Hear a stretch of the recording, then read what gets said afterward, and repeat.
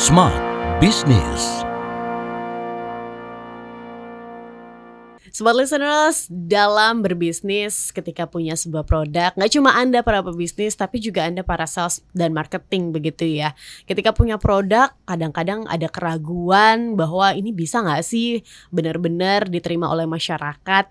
Kemudian banyak berpikir hingga akhirnya gak jadi untuk bikin bisnis tersebut. Atau sebaliknya, terlalu overconfident bahwa ini produk saya paling bagus, gak ada lagi yang bisa ngalahin, sampai gak melihat kanan kiri dan akhirnya tenggelam sendiri. Apakah itu ideal dan bagaimana kita bisa berada di tengah dan tetap objektif terhadap produk yang kita miliki? Itu akan dibahas di dalam podcast Smart Business di kesempatan kali ini bersama dengan saya Tasya Rustama, dan saya sudah bersama dengan narasumber spesial saya. Beliau adalah Direktur Credo, Mbak Wina Chen. Halo Mbak Wina. Halo Mbak Tasya. Gimana kabarnya? Baik. Kita nantikan nih sharing dari seorang Mbak Wina begitu kan.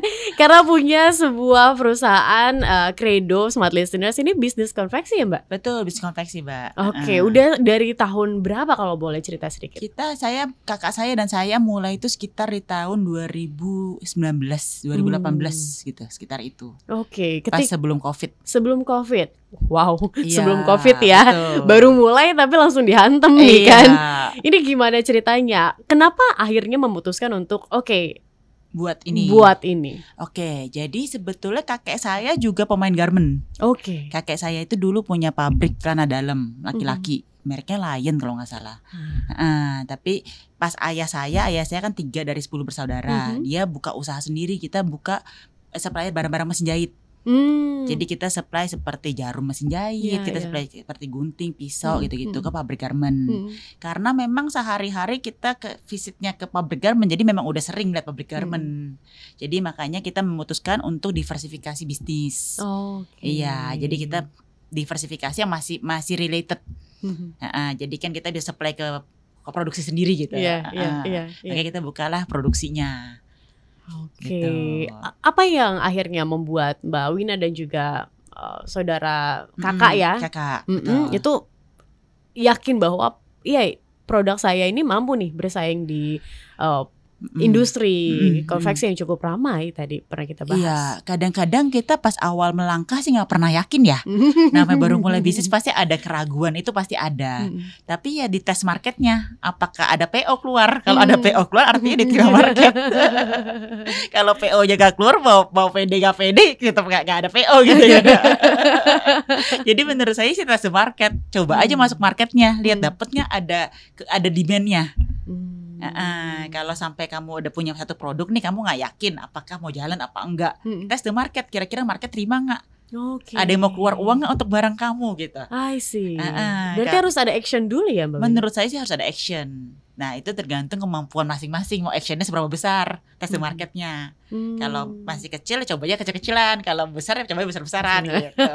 Oke. Hingga akhirnya menentukan bahwa saya menemukan tempat saya membeli bahan itu yang di sini itu apa? Itu semua proses sih ya, Mbak. Jadi awalnya pas kita mau mulai, kita sebenarnya mau cobanya fashion sebetulnya. Tapi pas kita coba tes market, malah banyak demandnya untuk seragam. Untuk komunitas-komunitas, untuk perusahaan-perusahaan teman yang mungkin butuh gitu. Makanya kita malah jadi beralih, nggak jadi fashion, kita main ke seragam gitu.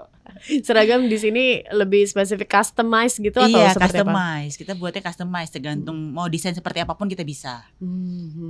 Oke. Menurut Mbak Wina sendiri, pernah nggak sih menemukan begitu ya teman-teman sesama pengusaha yang ini masih ada keraguan di dalam produk yang dijual? Oh banyak sih, saya sendiri juga pernah Mbak. Ya. Jadi saya dulu kan ayah saya mainnya barang-barang mesin jahit. Kita pernah coba diversifikasi, mau coba main barang-barang laundry waktu itu. Karena ada barang yang overlap, kayak contoh lah boiler, setrika, itu kan bisa dipakai baik laundry maupun garment.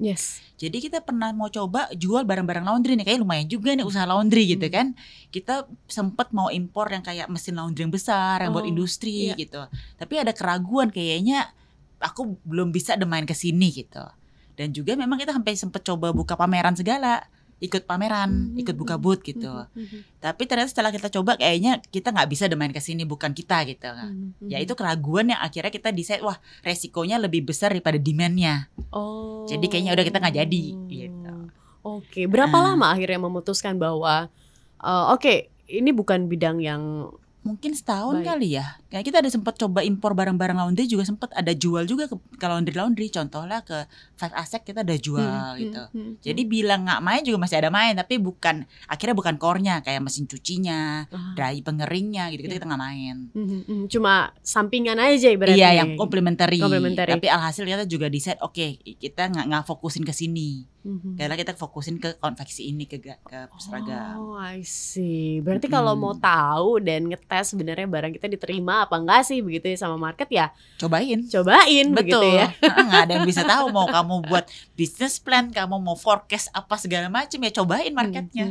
Tapi kan marketing, promosi itu kan juga berpengaruh tuh Mbak. Nah makanya kamu tergantung budget kamu ada budget seberapa.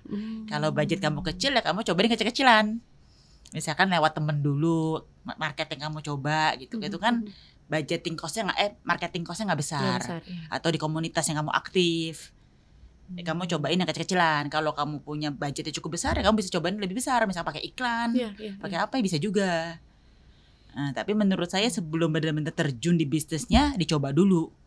Kalau kira-kira resikonya bisa kamu tahan nih kalau sampai gagal, ya udah cobain, jalan gitu loh.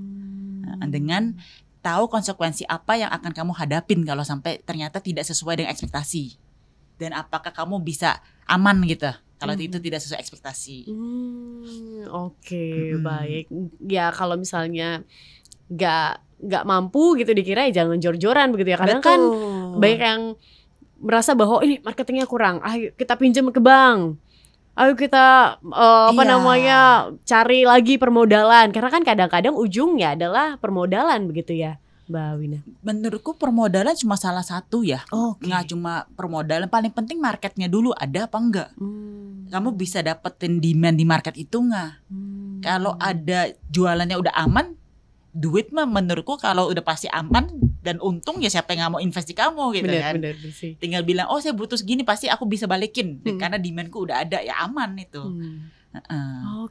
Yang bahayanya adalah kamu nggak yakin demandnya ada atau enggak, kamu jor-joran. Itu baru bahaya. Idealis tapi yang keblinger begitu ibaratnya. Iya. Courage, keberanian dibutuhkan untuk dalam usaha. Tapi menurutku harus keberanian yang terukur. Jangan juga hajar depan udah ada tembok, hajar terus gitu kan. Itu akan lebih sulit begitu ya Mbak Wina ya. Oke. Kita tahu bahwa salah satu jaminan yang ini menurut saya unik sih begitu ya. Jaminan dari Credo adalah uang kembali atas kualitas produk yang dimiliki. Ketika membuat jaminan itu, apa yang membuat Mbak Wina yakin begitu? Karena ini kan uang kembali begitu ya. Kalau uang ibaratnya uang customer kembali kan gimana kita mau jalan nih kalau andai kata memang harus dikembalikan begitu. Ya jangan sampai kejadian, artinya jangan sampai produk kamu hancur banget sampai minta uang kembali, bener gak?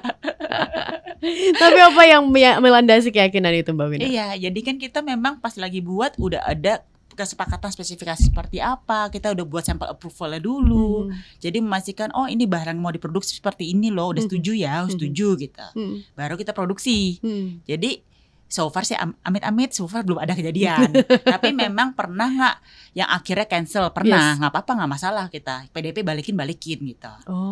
Misalkan ternyata bahan yang udah kok nggak sesuai, misalkan mereka nggak mau nih bahannya seperti ini, ya kita tanggung jawab. Kalau memang ada perbedaan, kadang-kadang kan dari toko bahan pun bisa berbeda ya spesifikasinya. Kita beli dengan barang yang sama, misalnya barang ini A, pas berikutnya barang A pun bisa berbeda ketebalan ataupun apa, ya kita yang tanggung jawab. Pernah ngejadiin? Pernah. Sakit nggak? Sakit. Tapi ya hadapin gitu kan, itu namanya kamu memegang apa yang kamu janjikan. Nggak sesuai dengan sampel approval karena kesalahan bukan salah kita, lo kesalahan toko bahan. Ya kita yang tanggung jawab, mau nggak mau kan. Karena Credo sendiri ya menjembatani hal itu begitu. Betul kan, pihak customer mana mau tahu kalau misalkan ketebalannya berbeda. Kita nggak bisa bilang vendor kita ini yang nggak stabil gitu, nggak bisa ngomong, tanggung jawab di kita gitu. Kalau melihat dari adanya garansi ini begitu ya Mbak Wina di Credo, dampaknya terhadap pasar seperti apa? Jadi orang lebih yakin saat mau beli ya. Jadi kan kamu bertanggung jawab, dan juga saya di Credo itu masih turun ke lapangan, masih nyales. Jadi banyak kadang mungkin mereka tahu aku pemiliknya, kadang nggak tahu juga. Tapi kalau pas mereka tahu itu pemilik, mereka lebih mau ngedeal. Karena kan kalau ada apa-apa aku cari ya kamu ya. Lebih terpercaya begitu udah tahu nih ownernya nih kan. Atau kadang-kadang misalkan ada urgent, Mbak saya butuh nih 3 hari lagi event, tolonglah gitu. Kalau owner kan lebih ada fleksibilitasnya ya. Gitu. Oke.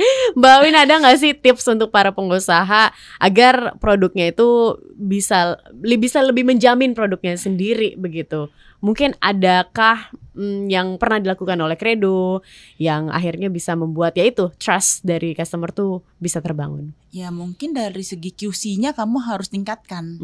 Jadi jangan, maksudnya kalau kamu pure trading ya itu agak susah ya. Maksudnya pure trading itu kamu beli dari vendor terus kamu jual lagi. Di bisnis kan itu cukup umum. Apalagi kalau masih bisnis baru mulai ya. Tapi ya yang kedua adalah kamu memastikan vendor yang kamu kerjasama itu terpercaya. Itu satu.